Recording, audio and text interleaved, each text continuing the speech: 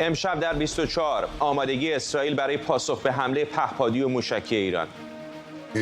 בא עכשיו מפגישות עם שרי החוץ של בריטניה וגרמניה. نتانیاهو به کشورهای غربی گفته اسرائیل خودش برای امنیتش تصمیم میگیره. آماده شدن جمهوری اسلامی برای حمله تلافی جویانه اسرائیل. وال استریت ژورنال میگه برخی پایگاه‌های سپاه در سوریه تخلیه شده و فرماندهان میانی در حال تغییر مکانند.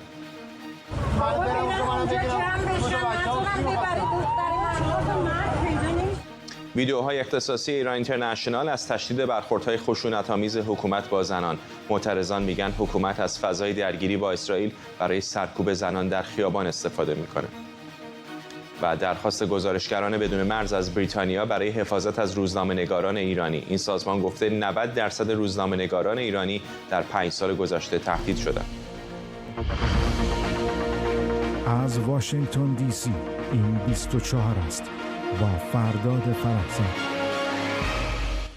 بینندگان ایران اینترنشنال در ایران و سراسر جهان سلام و وقت بخیر. همزمان با گزارش‌ها از حتمی بودن حمله اسرائیل در پاسخ به جمهوری اسلامی، منابع عرب و آمریکایی به رسانه‌ها گفتند عملیات اسرائیل محدود خواهد بود. در این میان برخی مقامات عرب به وال استریت ژورنال گفتند سایت‌های متعلق به جمهوری اسلامی در سوریه ممکنه هدف قرار بگیره. به گزارش آکسیوس، مقامات اسرائیلی به دولت بایدن گفتند آمریکا را از تصمیماتش مطلع می‌کنند. بنا به این گزارش اسرائیل تصمیم داشته دوشنبه شب علیه تهران اقدام کنه، اما این تصمیم به تعویق افتاده. در همین حال زوهار پالتی، مدیر سابق اطلاعات موساد به اسکای نیوز گفته حمله به تأسیسات اتمی ایران هم روی میز اسرائیل قرار داره. پیشتر رافائل گروسی، مدیر کل آژانس بین‌المللی انرژی اتمی خبر داده بود جمهوری اسلامی تأسیسات هسته‌ایش رو از یک شنبه 26 فروردین به دلیل ملاحظات امنیتی موقتا تعطیل کرده. منابع اسرائیلی پیشتر خبر دادند که کابینه جنگ این کشور 3 روز بعد از حمله پهپادی و موشکی ایران درباره نوع پاسخ به اون تصمیم گرفته، اما زمان اون هنوز مشخص نیست. با این حال بنیامین نتانیاهو نخست وزیر اسرائیل بعد از دیدار با مقامات بریتانیا و آلمان گفته اسرائیل از توصیه‌های متحدانش استقبال میکنه، اما برای دفاع از خود هر کاری لازم باشه انجام میده. از دیدار با وزرای خارجه بریتانیا و آلمان برمیگردم. دیشب با نخست وزیر بریتانیا ریشی سوناک گفتگو کردم و به زودی با رهبران دیگر هم صحبت خواهم کرد. از دوستان خود برای حمایتشان چه در گفتار و چه در عمل برای دفاع از اسرائیل سپاسگزارم. آنها پیشنهادات و توصیه‌های گوناگونی دارند که من قدردانی می‌کنم، اما می‌خواهم این نکته را روشن کنم. ما خودمان برای خودمان تصمیم می‌گیریم و دولت اسرائیل هر کاری که لازم باشد برای دفاع از خودش انجام خواهد. بن سبتی، پژوهشگر مسائل اسرائیل و ایران از تل‌آویو و مساقه سطح شما مدتی سخنگوی دولت اسرائیل هم بودید. آیا این نخست وزیری هست که خودش رو آماده جنگ با ایران کرده وقتی حرفاشو گوش میدید؟ سلام و روز بخیر به شما و بینندگان. ببینید، من شخصا زیاد مهم نیست برام به ایشون یا به کس دیگه برخوردی یا درباره اون شخص حرف بزنم، ولی مسئله ایران حدود 30 سال روی میز اسرائیل هست. هر نخست وزیری اومده رفته. آقای نتانیاهو اتفاقا بیشتر از همه نگاهش به ایران معطوف بود، شاید به خاطر اینکه واقعا اون کلمه سر مار رو اون بود، اگه اشتباه نکنم اون شروع کرد.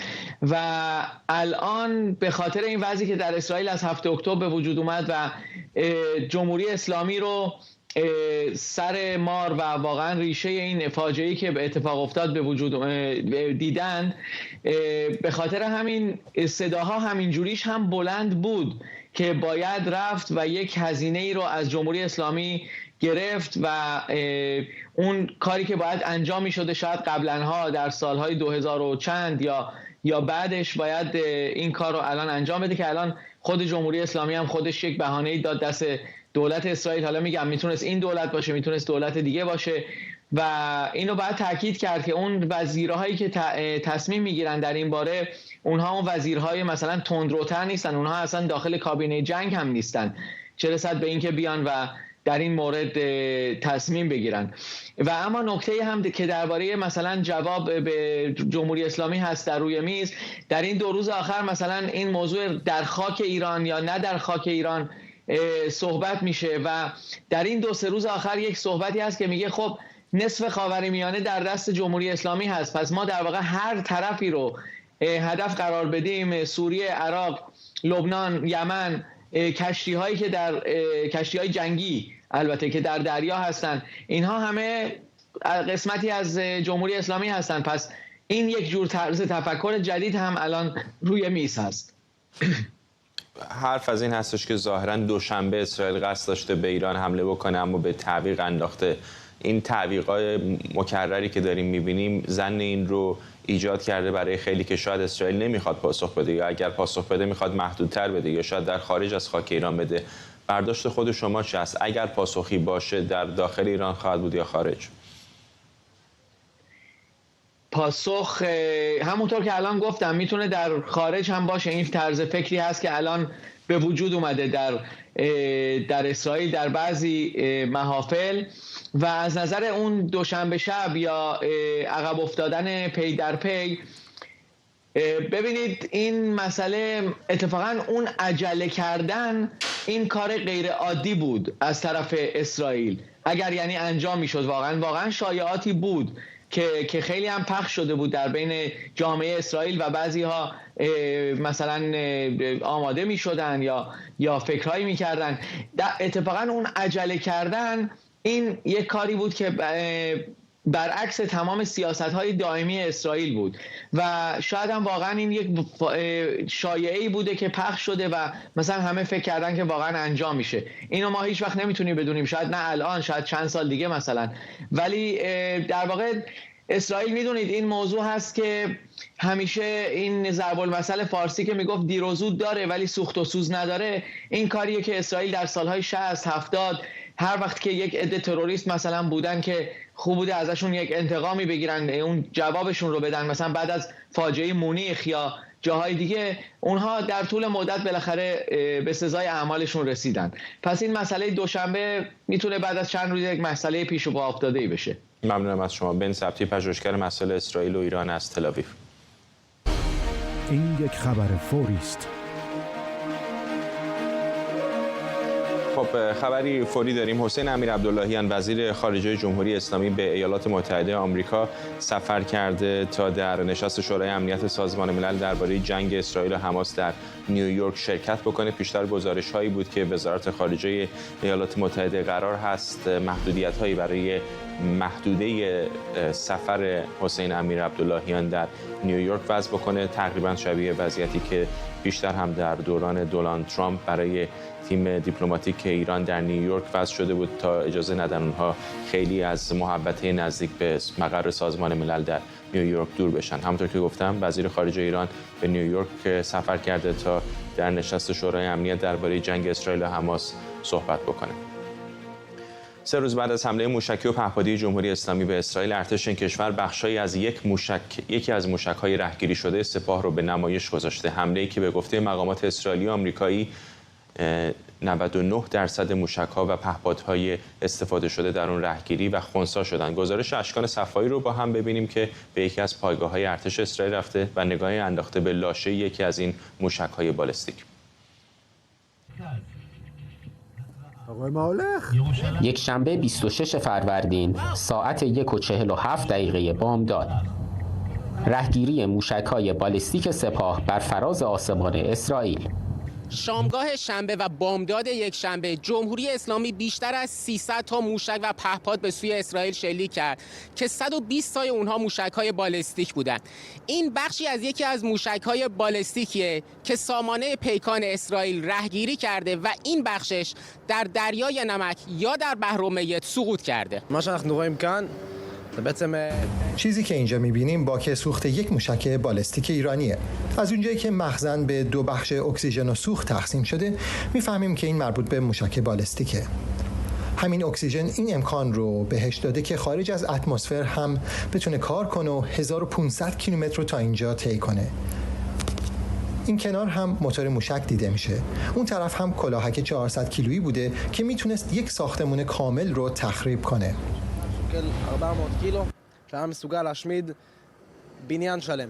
به لطف موفقیت سامانه‌های دفاعی اسرائیل و کشورهای همپیمانش، حمله موشکی و پهپادی سپاه علیه اسرائیل تلفات یا خسارات چندانی بر جای نگذاشت. حال بسیاری منتظرند تا ببینند واکنش اسرائیل به این حمله جمهوری اسلامی چه خواهد بود. اشکان صفایی، اورشلیم. مقامات سوری و ایرانی به وال استریت ژورنال گفتند جمهوری اسلامی در حال تخلیه نیروهاش از پایگاه‌های سپاه پاسداران در سوریه است. وال استریت ژورنال میگه ایران برای حمله تلافی‌جویانه احتمالی اسرائیل به خاک یا نیروهای نیابتیش آماده شده. بنا به این گزارش سپاه پاسداران و حزب الله لبنان شمار افسران ارشدشون رو در سوریه کاهش داده و افسران میان رده رو از پایگاه‌های اصلی به جاهای دیگری منتقل کردند.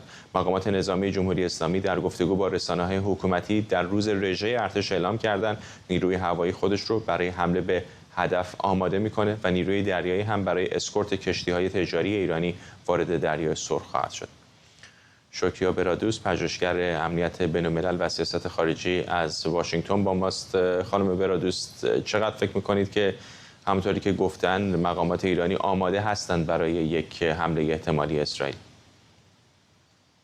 قبل هر چیز اینو بگم، راپورتی که جرسالم پست میگه این که جمهوری اسلامی فرماندهان ارشد سپاه رو از سوریه خارج میکنه یا حزب الله، باید با شک به این راپورتا نگاه کرد. چرا که خب قبلا هم وقتی که آمریکا میخواست در انتقام کشته شدن 3 از نیروهاش در اردن به عراق و سوریه حمله کنه، این خبرها بود که برای جمهوری اسلامی داره سپاه و نیروهاشو خارج میکنه، ولی دیدیم خب همین نیروها فرماندهانی مثل زاهدی اونجا بودن و بجز اون چند تا فرمانده دیگر یا مقامات بالای سپاه هم اونجا بودن که کشته شدن. قبل از زاهدی چند تا نمونه حمله رو داشتیم. برای همین هم هست به نظر من گزارشاتی که اکثرا این مطبوعات خارجی میدن بر حسب منابعی که در داخل خود این نیروها میاد ممکنه زیاد قابل تایید نباشه. ولی در مورد این که جمهوری اسلامی میدونه اسرائیل حتما حمله میکنه، چیزی هم که سخنی که امروز نتانیاهو گفته در نشستی که با وزیر خارجه بریتانیا و آلمان داشته، به نظر من اینجا خبر از این میده که این حمله رو ما در روزهای آتی نخواهیم داد، در اینکه حمله 100% غافلگیر کننده خواهد بود. ولی حرفی که نتانیاهو گفته 100% دقیق خواهند زد و عجله‌ای ندارن. اگر انگلیسیشو بخوام در یعنی مفهوم فارسیش بگم، یعنی اینکه الان وضعیتی که پیش اومده، اسرائیل میخواد اول جنگ غزه رو تموم کنه که حماس نشه برای مشکلی برای اسرائیل اگه بخواد هر حمله رو شروع کنه نسبت به ایران. به نظر من برای همین هم هست احتمال این که بگیم خب در 2-3 روز 48 ساعت این حمله صورت خواهد گرفت الان خیلی کمتر شده. چرا فکر میکنید که انتقال نیروهاشون ممکنه سوال انگیز باشه؟ طبیعی است، چون بخش زیادی از نگرانی های اونها به نظر میاد که الان در مورد پاسخ احتمالی اسرائیل اتفاقا در خارج از مرزها از جمله سوریه خواهد بود، همونطور که قبلا هم چنین کردن. به خاطر اینکه این نیروهایی که این فرماندهانی که داره که به عنوان مشاور داره میفرسته برای سوریه، اینهایی هستن که میتونن نیروهای شبه نظامی ها رو کنترل کنن و کسایی هستن که این یعنی وابستگیشون به این وابستگی نیروها به این اشخاص وجود داره، یا روشی که نیروهای شبه نظامی حالت ممکنه بگیم عنکبوتی دارن، هر قسمت فرماندهانی دارن که به این فرماندهان وابسته هستن و حرفشنوی این فرماندهان هستن. و اگه شما ساختار رو در نظر بگیری، بیرون آوردن قسمتی از این ساختار رو به هم میزنه. برای همین هم هست من به نظرم که بیشتر این فرماندهانی که در این میدان هستن و این روابط رو با این شبه نظامیان دارن و میتونن دستور بدن و ارگانایز کنن و بتونن تنظیمات لازم رو برای عملیاتی که لازمه در چنین شرایطی برای جمهوری اسلامی در مقابل اسرائیل و همینطور برای هماهنگی‌هایی که بین نیروهای موجود در سوریه با نیروهایی که در لبنان هستن انجام بده، 100% احتیاج داره که این افراد بمونن. خب 100% اشخاص ساده‌ای مثل زینبیون، فاطمیون یا نیروهای شبه نظامی دیگه بدون داشتنش این فرمانده‌ها نمیتونن کاری که جمهوری اسلامی لازم داره هر نیروی نظامی رو بخوان کار نظامی انجام بدن، به این فرماندهان احتیاج داره. و این دلیلیه که به نظر من خروج این فرماندهان از سوریه امکانش خیلی پایینه. ممنونم از شما. شکریا برادوس، پژوهشگر امنیت بین‌الملل و سیاست خارجی از واشنگتن.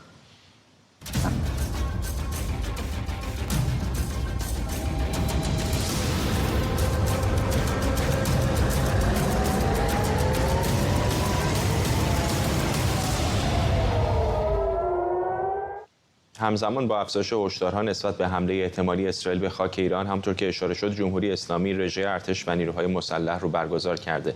برخلاف سالهای قبل که این مراسم در مقبره روح الله خمینی برگزار میشد، امسال رژه ارتش جمهوری اسلامی در پادگان مرکز پشتیبانی نیروی زمینی ارتش در لویزان برگزار شد. ابراهیم رئیسی در این مراسم حمله سپاه به اسرائیل رو محدود توصیف کرد و مدعی شد اگر حمله فراگیر میشد چیزی از اسرائیل باقی نمیموند. او تهدید کرد اگر اسرائیل اقدامی بکنه با پاسخ سنگین مواجه میشه. بارها اعلام شده از سوی مسئولین جمهوری اسلامی ایران اگر کوچکترین تعرضی از ناحیه رژیم صهیونیستی به خاک وطن ما صورت بگیرد و به منافع جمهوری اسلامی ایران، یقین بدانند برخوردی بسیار شدید و سهمگین با آنها خواهد شد. محسن سازگارا، عضو شورای مدیریت گذار، اینجا در استودیو با ماست. چطور دیدید مراسم روز ارتش رو امروز؟ والا نکته اولش این نیست که رفته تو پادگان، برای اینکه فکر میکنم دفاع هوایی مفصلی اونجا داره و نگران بودن که اسرائیل از این فرصت استفاده کنه و بزنه. دوم که یه نمایشگاهی از سلاح‌هایی که داشتن ارائه کردن و شاید خیلی هاشو متخصصای نظامی میشناسن، ولی خب بالاخره فکر میکنم بیشتر از این که کاربرد برای مردم داشته باشه یا متخصصای نظامی که میشناسن، بیشتر برای نیروهای خودشون میخواستن این نمایش رو بدن که دلتون قرص باشه. ما مثلا یه چیزایی هم داریم که هنوز به قول دوره فتلیشا درش نکردیم. اونی که در کردیم اولش بود. میگنم الان ما یه چیزایی داریم مثل موقع که شوروی میگفت ماشین قیامت ما داریم اگه راه بیفته و اینها، ما یه ماشین‌های قیامتی داریم که اونا رو اگه درک کنیم دیگه مثلا اسرائیل با خاک یکسان میشه، که آقای رئیسی هم همین ادعا رو کرده. الان شبکه عصبیشون چطور هست به نظرتون در داخل ایران؟ برای اینکه چند روز گذشته هنوز اسرائیلیا واکنش نشون ندادن، ولی زن نشون میده که هر دقیقه و هر ساعت ممکنه چنین بکنن.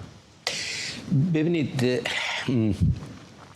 قبلا خدمت شما همینجا عرض کردم، اینها وزارت اطلاعات اخطار کرده بود قبل از این گزینه که گزینه حمله به خاک اسرائیل رو انتخاب نکنن. چرا؟ برای اینکه اگر جنگی بشه مردم پشت حکومت نمیان. برآورد وزارت اطلاعات سهل است، ممکنه مردم حتی مثلا بعد از مسابقه ایران آمریکا بیان تو خیابون شیرینی بدن، بوق بزنن به هر حال، و گفته بود ما نمیتونیم جلوگیری کنیم. اصلا حضور این یگان ویژه که به بهانه حجاب اینطور خشون کشی کردن، جو شدید امنیتی درست کردن، یکم برای همینه که مردم جرأت نکنن اگر جنگی شد بیان و تظاهراتی بکنن.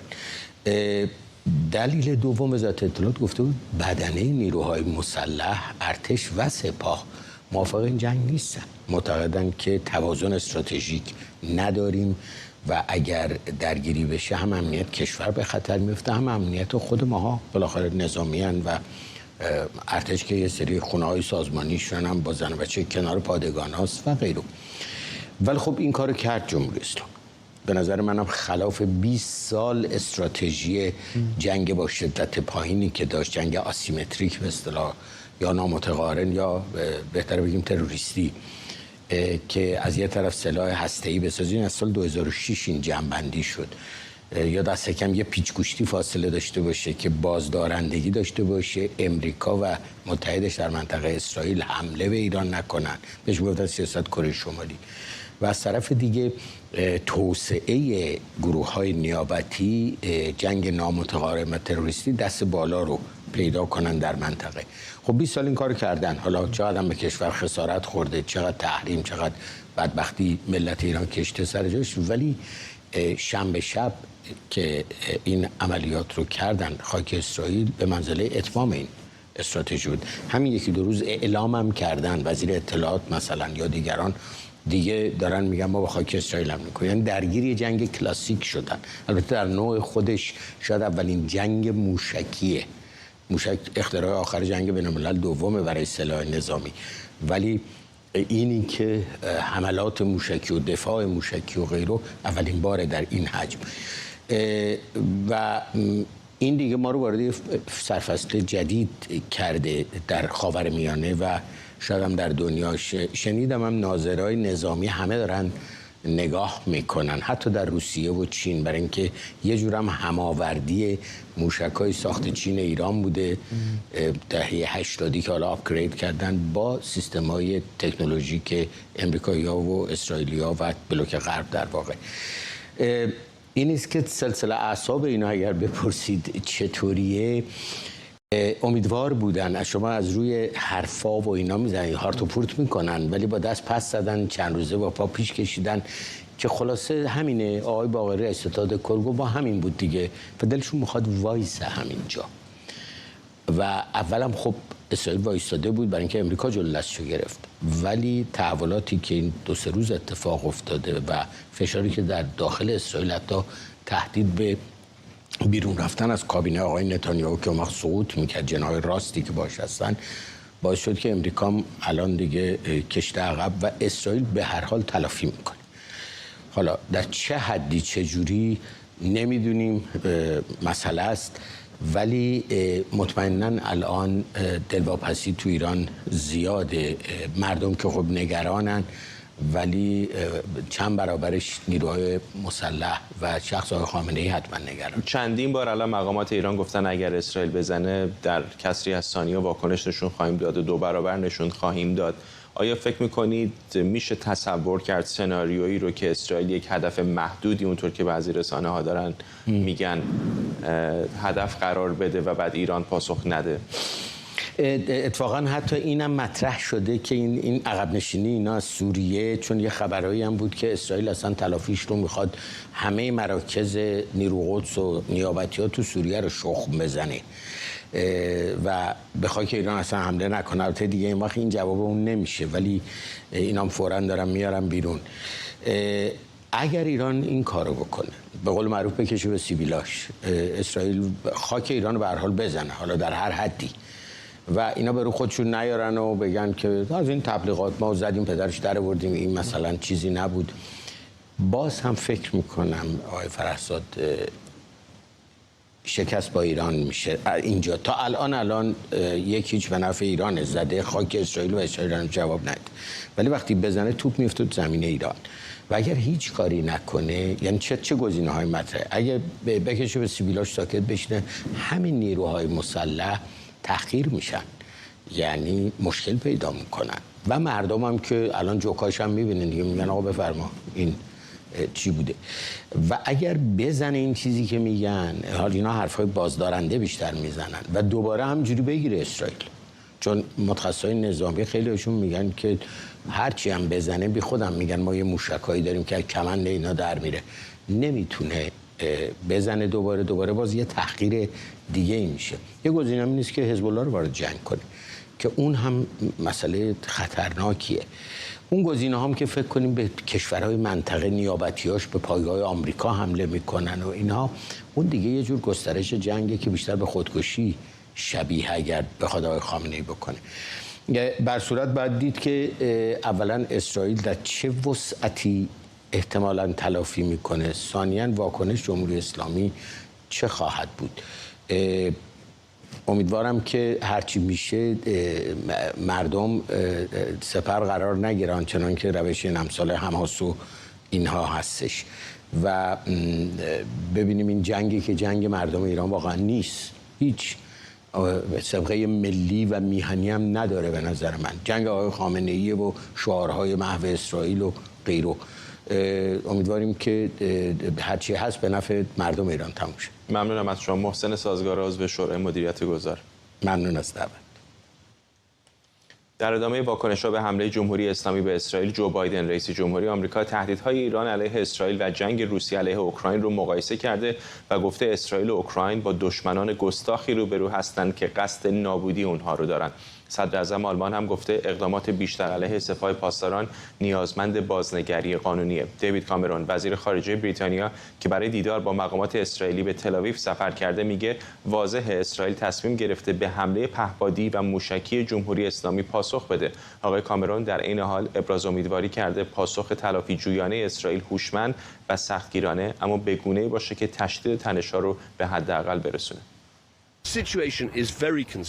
وضعیت بسیار نگران کننده است. ما با اسرائیل ابراز همبستگی می‌کنیم و درباره اینکه حالا باید چه اقدامی صورت بگیره مواضع خود رو روشن کنیم. اما واضحه که اسرائیلی‌ها در حال تصمیم گیری برای پاسخ به حمله جمهوری اسلامی هستند. ما امیدواریم که اونها این کار رو به گونه‌ای انجام بدن که باعث تشدید تنش‌ها نشه و همینطور که دیروز گفتم اقدامی هوشمندانه و البته سختگیرانه باشه. اما نیاز واقعی تمرکز مجدد بر حماس، بازگشت گروگان‌ها، ادامه کمک‌رسانی و توقف درگیری در غزه است. به همین دلیله که من امروز اینجا هستم تا با دولت اسرائیل و تشکیلات خودگردان فلسطین صحبت کنم تا درباره موارد به پیشرفتی برسیم. خب ما می‌خوایم شاهد تحریم‌های هماهنگ علیه جمهوری اسلامی باشیم. بریتانیا از بسیاری جهات در اعمال تحریم‌های جدید علیه ایران پیشرو بوده.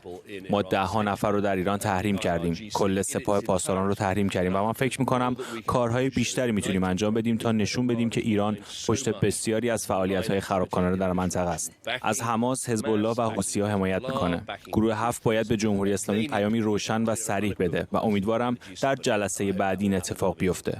متشکرم. در همین حال وزرای خارجه گروه 7 نشستی با موضوع درخواست‌ها برای اعمال تحریم‌های جدید علیه جمهوری اسلامی به دلیل حمله‌اش به اسرائیل در ایتالیا برگزار می‌کنند. گروه 7 در بیانیه‌ای حمله مستقیم و بی‌سابقه جمهوری اسلامی به اسرائیل رو به شدیدترین لعن محکوم کرده. جزئیات بیشتر از همکارم بردیا افشین از لندن. گروه 7 نگرانی‌های متعدد بسیاری داره، نگرانی‌های امنیتی و سیاسی مختلف در 4 گوشه جهان، اما این اقتصادهای بزرگ دموکراتیک جهان به نظر میرسه که همچنان قائلن که راه حل‌های موجود راه حل‌های دیپلماتیک. برای همین دیپلمات‌های ارشد اعضای گروه 7 از چهارشنبه اینجا گرد هم اومدن تا طی 3 روز بتونن دنبال راه حل‌هایی از این دست باشن. اما میشه گفتش که فوری ترین دغدغه اونها، عمده ترین دغدغه اخیر اونها تنش‌هاست در غرب آسیا، به خصوص پس از حمله جمهوری اسلامی ایران به اسرائیل.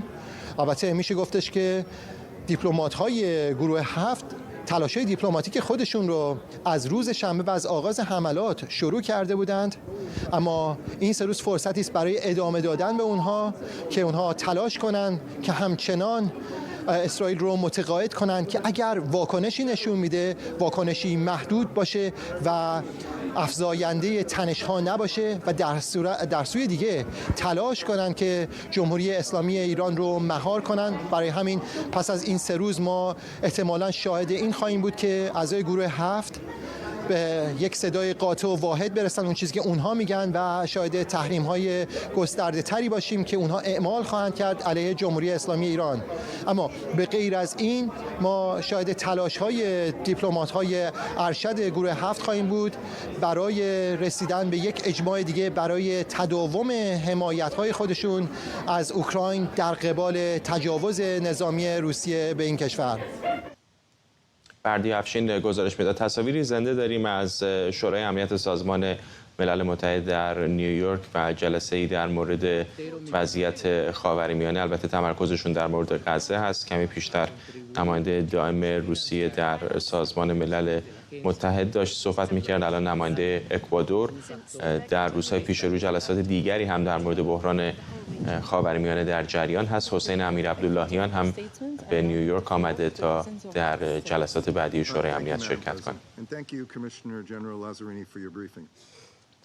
همزمان با افزایش نیروهای یگان ویژه در خیابان‌های ایران و انتشار گزارش‌هایی از اختلال در آزادی‌های فردی و اجتماعی شهروندان، هشتگ جنگ علیه زنان در فضای مجازی فراگیر شده.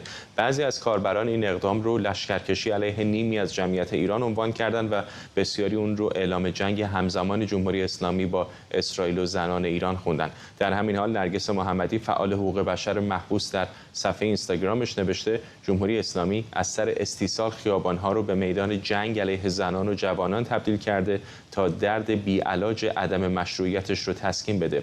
او گفته خیابان از آن ما و پیروزی سرنوشت محتوم ماست. تصاویر رسیده به ایران اینترنشنال نشون میده در موج جدید برخورد با مخالفان حجاب اجباری، ماموران حکومت نسبت به گذشته خشونت بیشتری اعمال میکنند.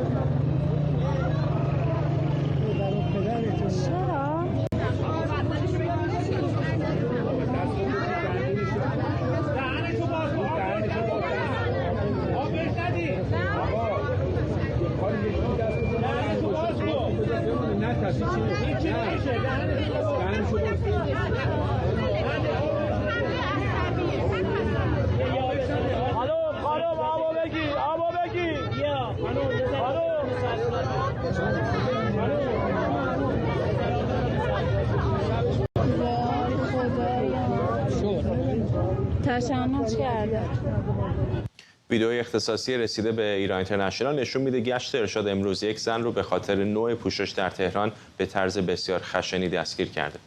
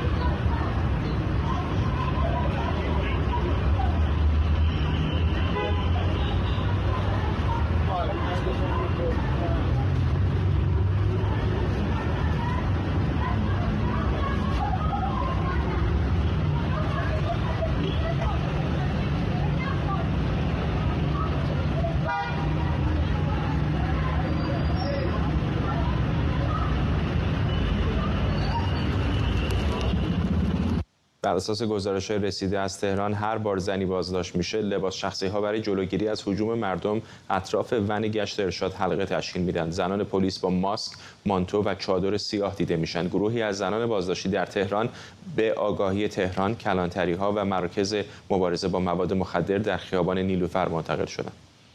ماشینای ون وایسادن، خانوما رو میگیرن. بین فلکه دوم و سوم تهران هاست.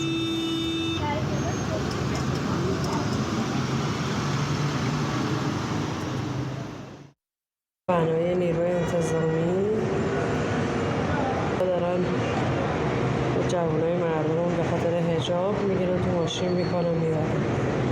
هر روز 4 بعد از ظهر میان اینجا و ناموس مردم اذیت میکنن.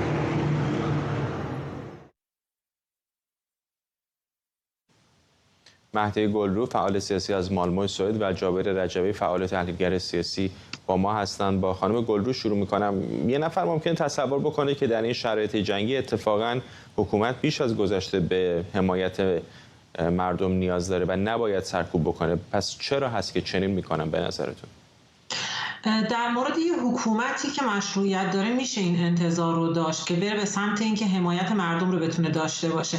اما در مورد جمهوری اسلامی در طی سالهای اخیر و در همین 1-2 ماه گذشته بعد از انتخابات دیگه هم خامنه‌ای هم بیت هم همه کسانی که نزدیک به بیت هستن میدونن که هیچ مشروعیتی وجود نداره و اتفاقا ایران در شرایطی قرار گرفته که جنگ در خیابان‌ها رو مساوی با حمله نظامی کشور بیگانه به خودش مردم در نظر میگیرن. به خاطر همین دیگه جمهوری اسلامی میدونه که نه تنها هیچ حمایتی از طرف این مردم نخواهد داشت، بلکه در خیلی از موارد مردم حاضر هستن تو شرایط جنگی قرار بگیرن، بمب‌های کشورهای بیگانه رو سرشون بشه فقط از شر جمهوری اسلامی خلاص بشن. همینه که می‌بینیم که دستور میده که دیگه تو فضای مجازی کسی نباید بیاد در مورد جنگ حرف بزنه و هیچ کس حق نداره که مخالفت خودش رو اعلام بکنه با اینکه بخواد جنگی صورت بگیره. توی همچین شرایطی جمهوری اسلامی این تصمیم رو گرفته که به جای اینکه من بخوام مردم رو کنار خودم داشته باشم،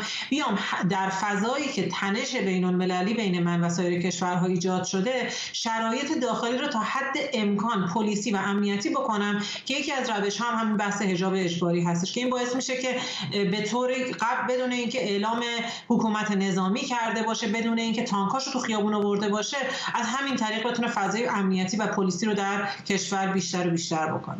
آقای رجبی، دیدم الان 2 روزی از بعضی تحلیلگران میگن شاید اتفاقا این سرکوب‌ها برای این باشه که یک اعلام آمادگی بکنن، هم نیروهای سرکوب هم فضا رو امنیتی بکنن در صورت یک واکنش احتمالی اسرائیل که مبادا همراهی در خیابان باش مواجه بشن. دقیقاً همینه. اضافه به اتفاق دلایل گذشته که خب مخصوصا بعد از انقلاب زن زندگی آزادی که تو گزارش بود اعلام جنگ به نیمی از جامعه است، به کل جامعه است، چون محرک جامعه رو زنها میدونن و اونها این رو دیوار اول میدونن، مرز اول میدونن. اگر این بشکنه دیگه دیدن تو قصه زن زندگی آزادی به این نتیجه رسیدن. الان جمهوری اسلامی کنار همه نگرانی هایی که داره در مورد موضوع اسرائیل، یکی از نگرانیاش واکنش مردمه. او اینی که شما میبینید اطلاعات سپاه میگه که ما به سخت برخورد میکنیم حتی اگر تو فضای مجازی برسید. اونها گویی که به این نتیجه رسیدن که اگر اسرائیل بیاید، خب بیشک اسرائیل که به شهرها حمله نمیکنه که، اگر بیاید حمله بکنه، حمله های هدفمندی بکنه، اون موقع مردم ایران واکنششون چه خواهد بود؟ اون موقع جامعه احتمال داره بیان بیرون، یک خیزشی دوباره شکل بگیره، یک نیروی محرکی شکل بگیره. حالا اینجا اینها میخواهند از این فرصت استفاده بکنن، جامعه رو بیشتر پادگانی بکنن، چون جمهوری اسلامی به نظرم دیگه خیلی علنیش کرده. یعنی این اختلاف و فاصله بین حکومت و مردم چیز علنی شده. الان چون نگران اینه در یک درگیری مردم بیاین و یک خیزش خیلی بزرگی اتفاق بیفته، اینها دارن میرن به سمتی که بخواهند جامعه رو پادگانی کنن. یه نکته ریزتری هم داره. ببینید افراد میانه حکومت، نیروهای سرکوبگر، خیلی هاشون با این پروپاگاندای مثلا تصاویر فیک و این دوباره جنگ با اسرائیل و اینها، باز هم جمهوری اسلامی اومده یک توهم قدرت به اینها داده و از اون ور به اینا این رو گوشزد کرده که آماده بشید که وقتی که مردم بخواهند بیاین بیرون یک مانوری اینها دارن شروع میکنن که اون روز غافلگیر نشن. خانم گلرو، ولی فکر نمی‌کنید این میتونه یک چاقوی دولبه باشه برای حکومت؟ فکر نمی‌کنم جمهوری اسلامی الان تو شرایطی باشه که بتونه انتخاب بکنه که از کدوم مسیر ممکنه که بیشتر آسیب ببینه، چون تو شرایطی قرار گرفته که دیگه انتخاب دیگه ای نداره. ترجیح میده که شرایط داخلی رو تا حد امکان سرکوب بکنه. در کنارش هم می‌بینیم که در مورد شرایط بین‌المللی هنوز تصمیم مشخصی نگرفتن و اتفاقی هم که افتاد در واقع چیزی نبود که بتونیم بگیم پیروزی برای جمهوری اسلامی همراه داشته. این میتونه یه شمشیر دولبه باشه، اما اینا هم باید در نظر گرفت که هر یک زنی که شجاعانه بدون روسری میاد توی خیابون‌ها باعث خشم نیروهای ارزشی و نزدیکان به جمهوری اسلامی میشه. جمهوری اسلامی مجبوره برای اینکه اون حداقل طرفدارهای خودش رو که به خاطر همین حجاب و نماز و روزه و یک همچین چیزهای طرفدارش موندن، به جز اون کسانی که بر اساس منافع شخصی طرفدار جمهوری اسلامی هستن، کسانی که اعتقادی فقط به خاطر اینکه این حکومت اسلامی هستش طرفدارشن رو باید به شکلی حفظ بکنه. اینجا دیگه براش این چاقوی دولبه نمیشه. اینجا میشه جایی که باید اتفاقا بیاد نشون بده که من همچنان حکومتی هستم که حتی اگه شما درش فقیر هستید، اگه درش تورم زیاد وجود داره، اگه درش هیچ امنیتی ندارید، من هنوز اسلامی هستم. اجازه نمیدم که زنان بدون حجاب اسلامی که ویترین اسلام هستش بیان توی خیابون‌ها و برای اون اندک طرفداران خودش این شرایط رو باید مهیا بکنه که هنوز اونا بدونن حکومت اسلامیه. آقای رجبی، سال گذشته جمهوری اسلامی هزینه سنگینی سر همین نوع سرکوب‌ها داد. الان هم که یک مداخله خارجی رو در کارنامه‌اش داره، چقدر فکر می‌کنید که این در تناقض هست با اون عافیت طلبی که از مقامات جمهوری اسلامی سراغ داریم؟ چقدر دارن با آتش بازی می‌کنن؟ ببینید، جمهوری اسلامی اومد بعد از خیزش سراسری یک استراتژی وحشتی رو به کار برد. دیدید که اعدام‌های پشت سر هم، قتل با یک شکل وحشتناک، اما یک فضایی رو بعد از اون پیش اومد که ببینید ورشکستگی اقتصادی در ایران واقعا خط فقر اومده پایین. همین الان در این درگیری کشور جمهوری اسلامی موشک زده، انقدر جامعه بهش بی‌اعتماده و بازار بی‌اعتماده، دلار میره بالا، بورس میاد پایین. الان این فنره رو جمهوری اسلامی با سرکوب، با استراتژی وحشت، با خشونت فشار داده. مردم ایران هم در اون قصه زن زندگی آزادی به واقعیت یک مقداری حس بی‌پناهی پیدا کردن. اگر در فضای فعلی کارهای جمهوری اسلامی در این روزهای اخیر نشون دنیا داده باشه که حالا مثلا جمهوری اسلامی واقعا برای همه خطره، چه در موضوع دریای سرخ رو داریم می‌بینیم، واقعا دیگه همه دارن احساس میکنن خطره. اون موقع جمهوری اسلامی میدوند این اعتماد به نفس به جامعه برگرده و اون تصمیمه رو بگیره. جمهوری اسلامی دیگه ابزاری برای سرکوب نداره، ابزاری دیگه برای وحشت نداره و فراگیرتر از اون چیزی خواهد شد که فکر میکنه. ببینید، یک اشاره بکنم، نیروهای مذهبی رو شما اگه الان نگاه بکنید دیگه خیلی ربطی به جمهوری اسلامی نداره، فقط همون قشری موندن که شاید اونها رو با پول و قسمتشون رو با مثلا ایدئولوژی فروخته. الان جمهوری اسلامی قطعیه براش، به نظرم این حرکتی که داره میکنه براش قطعیه که در صورت حمله اسرائیل مردم ایران در خیابان خواهند بود. این کارهای جمهوری اسلامی داره نشان میده که او داره پیش بینی میکنه یک خیزش بزرگ رو و داره از الان میخواد جلوش رو بگیره که نخواد هزینه‌های اون انقلاب زن زندگی آزادی رو بده و میدونه که دیگه مثل اون موقع نمیتونه سرکوب بکنه چون مردم اون تجربه ها رو دارن. ممنونم از هر دوی شما. جابر رجبی، فعال و تحلیلگر سیاسی، و مهدی گلرو، فعال سیاسی از مالمو سوئد. اجازه بدید چند تا از ویدیوهای ارسالی به ایران اینترنشنال درباره حمله جمهوری اسلامی به اسرائیل رو با هم ببینیم. با توجه به اینکه تمام متحدین اسرائیل و جامعه جهانی خواستار این شدن که اسرائیل حملش بسیار محدود باشه و با توجه به اون سابقه‌ای که از جمهوری اسلامی سراغ داریم و قبلا بارها اینو به اثبات رسونده، اصلاً بعید نیست که همزمان یا بلافاصله پس از حمله اسرائیل اگر صورت بگیره جمهوری اسلامی یه عده مردم بیگناه و یه گوشه از این کشور به خاک خون بکشه و خیلی راحت مثل همیشه دروغ بگه و بندازه گردن اسرائیل. شاخان میشینه برای خودش و اطرافیان شاخان میگه بکنه مردم هم سواد و شعورشون اندازه خودش و اطرافیانشه. چه هیمنه از اسرائیل شما تونستید خورد کنید جز این که این اقتدار پوشالیتون که همه مردم میدونستن ولی برای یه مش بسیجی تاندیسپور و سپاهی ولایت معاش آشکار نشده بود، تو این وعده صادقتون برای کل دنیا آشکار شد. برای این هم که مثل کپ سرشتون برف بود آشکار شد که شما فقط تفنگ خالی. نوید محبی، تحلیلگر سیاسی، اینجا در استودیو با ما. آقای محبی، چقدر فکر میکنید که جمهوری اسلامی از این تنشی که الان با اسرائیل به وجود آمده در فضای داخلی استفاده خواهد کرد؟ می‌بینیم همین الان شروع کردن به سرکوب به خصوص زنان برای بحث حجاب اجباری. فکر می‌کنید اگه تنش‌ها بیشتر بشه، احیانا اسرائیل حمله بکنه، از اون فضا برای خفقان بیشتر استفاده خواهند کرد یا دستشون بسته‌تر میشه؟ من فکر می‌کنم که بنیامین نتانیاهو مشخصاً خامنه‌ای رو در یک مخمصه قرار داد. در چند ماه گذشته به طور دفعات اسرائیل حمله می‌کرده و عوامل حکومتی رو در سوریه و حتی در داخل ایران اینا کشتند و جمهوری اسلامی تحت عنوان صبر استراتژیک تا به الان صبر می‌کرد.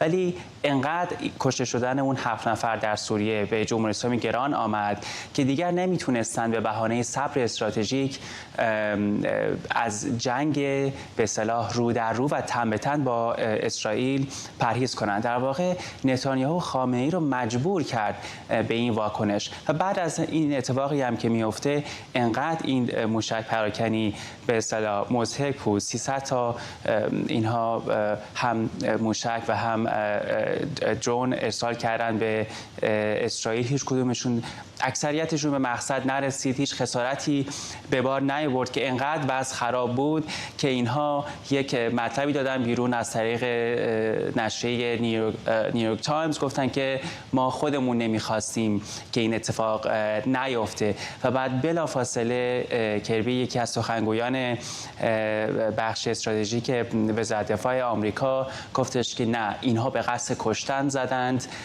ولی منتها نتونستن کاری از پیش ببرن. و بعد بایدن هم خیلی با افتخار اومد با نظامی‌ها صحبت کرد، گفت دمتون گرم شما تونستین همه رو رهگیری بکنید. در واقع خامنه‌ای آبروش رفت. شما تصور کنید که موشکی که قرار بود بره به سمت اسرائیل سر مردم شیراز و کرمانشاه رسید پایین و اینها در واقع همزمان همین کار رو این سرکوب رو شاید به خاطر اینکه حتی واکنش مردم جلوشون رو بگیرن همزمان به بهانه بدحجابی دوباره دارن حجت نمایی میکنن در داخل اینا. به هر حال جمهوری اسلامی همیشه از فرصت جنگ خارجی استفاده کرده برای سرکوب داخلی، اما من فکر میکنم که خامنه‌ای به خاطر اینکه تحت فشار قرار گرفته داره صدام حسینی میشه. شما نگاه بکنید، اومده به یک کشور پاکستان حمله کرده که داره بمب هسته‌ای هست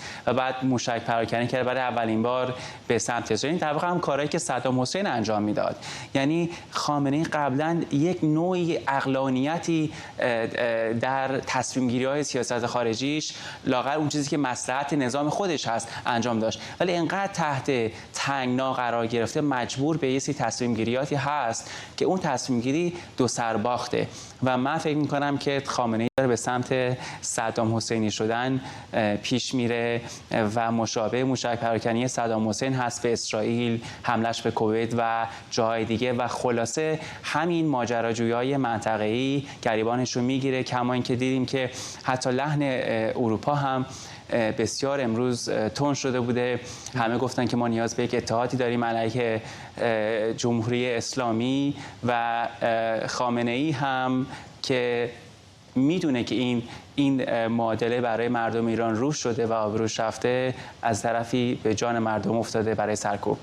میدونم که قمار بزرگی است، به قول شما شاید اقدامات شبیه به صدام حسین یا مثلا معمر قذافی باشه، ولی اگر واقعا اسرائیلی ها واکنش تندی نشون ندن یا محدود باشه یا اگر بدن دوباره ایران دست به اقدام مشابه بزنه، چقدر فکر می‌کنید نگرانی وجود داره که گستاخی بیشتری اتفاقا از جمهوری اسلامی ببینیم؟ به هر حال میگم شما اگه بزن بودید همون دفعه اول می‌زدید. حالا من داشتم امروز این به اصطلاح صفحات بسیجی‌ها و شبه بسیجی‌ها و افراد رسانه‌ای وابسته به حکومت رو دنبال می‌کردم، گفتن که ما می‌خواستیم دفعه قبل موشک هایپرسونیک بزنیم متنظری، ولی این دفعه حتما می‌زنیم. من فکر نمی‌کنم که اینا بتونن کاری از پیش ببرن. لااقل اگر بزن بودن جلوی این آبروریزی رو می‌گرفتن. حالا این معادله براشون خیلی سخت تمام شده، اومده حالا دست به چه مقایسه‌هایی می‌زنن برای اینکه آبرو بخرن. میگن که ما موشک‌هایی که زدیم 20 میلیون دلار خرج کردیم، اسرائیل و وابستگانش برای زدن اونها 1 میلیارد دلار خرج کردن. یعنی میخوام بگم که از این طریق دارن به خودشون دلداری میدن و چقدر هم رسانه‌های منطقه‌ای در ترکیه چه حملات شدیدی کردن به جمهوری اسلامی. گفتن که این شما اومدید مثلا می‌خواستید نتانیاهو رو ضربه بزنید، با این ماجرا آبروی خودتون رفت و برای نتانیاهو شما فرصتی رو فراهم کردید. و دیدم هم که گزارشی در ایران اینترنشنال منتشر شد درباره جوک‌هایی که مردم میگن و مخصوصا مردم منطقه به زبان انگلیسی ایران اینترنشنال منتشر کرد. میگفتن که اگه نوشته بود اگه مثلا با این پوشک‌های مقامات جمهوری اسلامی که سالمندن و اونا ارسال می‌کردیم به اسرائیل، اون تمیزکاریش حداقل یه ذره دردسر بیشتری داشت برای جمهوری اسلامی تا اینکه شما تمام موشکاتون سر مردم شیراز و نمیدونم مردم خودمون اومده بود پایین. من فکر می‌کنم یه رسوایی بزرگی بود برای خامنه‌ای و اسرائیل به نظر من جواب خواهد داد و دوباره خامنه‌ای در مخمصه قرار خواهد گرفت. من فکر می‌کنم قصد نتانیاهو اینه که خامنه‌ای رو صدام حسینی بکنه. ممنونم از شما نوید محبی، تحلیلگر سیاسی اینجا در استودیو. سازمان گزارشگران بدون مرز از دولت بریتانیا خواسته تا از روزنامه‌نگاران ایرانی که در معرض سرکوب خصمانه جمهوری اسلامی هستند به صورت بهتری محافظت کنه. در بیانیه این سازمان آمده که تقریباً 90% روزنامه‌نگاران ایرانی که در گزارش این سازمان بررسی شده گفتند در 5 سال گذشته مواردی از تهدید یا اذیت و آزار آنلاین از جمله تهدید به مرگ و تجاوز رو تجربه کردند. روزنامه‌نگاران زن در بررسی این سازمان گفتند به اونها یا اعضای خانواده‌شون تصاویر توهین‌آمیز فرستاده شده.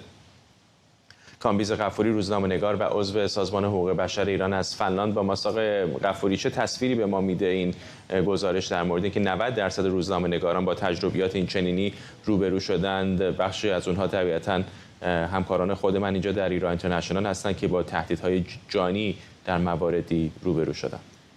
البته خود شما همکاران دیگرمون، سیما ثابت، پوریا زراعتی و بسیارهایی که میتونیم اسم ببریم. من خیلی خوشحالم که گزارشگران بدون مرز اینها رو مستند کرده، در سطح بین المللی و به گوش دنیا هم رسونده، وگرنه برای امثال ما یک قصه در واقع تکراری است، سالهاست که انجام میشه. برمیگرده به ماهیت جمهوری اسلامی. ماهیت جمهوری اسلامی جدال با حقیقته. خب جمهوری اسلامی جنایت میکنه و دوست نداره که این به گوش دنیا برسه. اون کسانی که این وظیفه رو و وظیفه آگاهی رسانی رو انجام میدن روزنامه‌نگاران هستن. پس سابقه سرکوب روزنامه‌نگاران در داخل رو داره جمهوری اسلامی، سابقه ترور در خارج رو هم داره. ما اگر فقط اسامی اون افرادی رو که جمهوری اسلامی در خاک اروپا کشته تا الان یا بهشون حمله کرده، ناموفق یا موفق، بگیم وقتی این برنامه تموم میشه. منتها تو همون لندن هم جمهوری اسلامی حتی بمب گذاشت برای کشتن رضا فاضلی و پسرش بیژن فاضلی رو کشت. یعنی سابقه بمبگذاری، سابقه قتل با چاقو، با اسلحه گرم داره. این دوتا رو کنار همدیگه که میذاریم یک تاثیر وحشتناکی میده. یعنی خطر جانی برای روزنامه‌نگارها، خطر حمله فیزیکی برای اونها، ولی ما نباید در نظر بگیریم فشار روانی که میاد به روزنامه‌نگاران. در داخل کشور میبینیم که با همکارانمون چه میکنن. برای انتشار یک عکس اونها رو به زندان‌های طویل المدت یا یک خبر اونها رو به زندان‌های طویل المدت محکوم میکنن. در خارج از کشور تهدیدهای روانی، کمپین‌های سوشال میدیا، تهدید اعضای خانواده، یعنی حتی به کشتن فرزندانشون یا همسرانشون تهدیدشون میکنن. بسیاری از این موارد رو داریم. گزارشگران بدون مرز اینها رو ثبت کرده و همچنین اعضای خانواده روزنامه‌نگارانی که در خارج از کشور هستند در ایران با انواع فشارها روبرو میشن، با توهین، با تحقیر، با بازداشت، با تهدید پدر و مادرها، ممنوع خروج کردن اونها مواجه میشن. برای ما همونطور که گفتم این مسئله یک قصه تکراری است. خوبه که مردم هم بدونن که چه بر سر همکاران ما داره میاد، ولی بردنش به سطح بین الملل یک فایده دیگر داره، اینکه از کشورها، نهادهایی مثل گزارشگران بدون مرز از کشورها میخوان به طور جدی که وظیفه خودشون رو برای حمایت از تمام شهروندان علیه ترور به خصوص روزنامه‌نگاران انجام بدن. ممنونم از شما. کامبیز غفوری، روزنامه‌نگار و عضو سازمان حقوق بشر ایران از فنلاند با ما.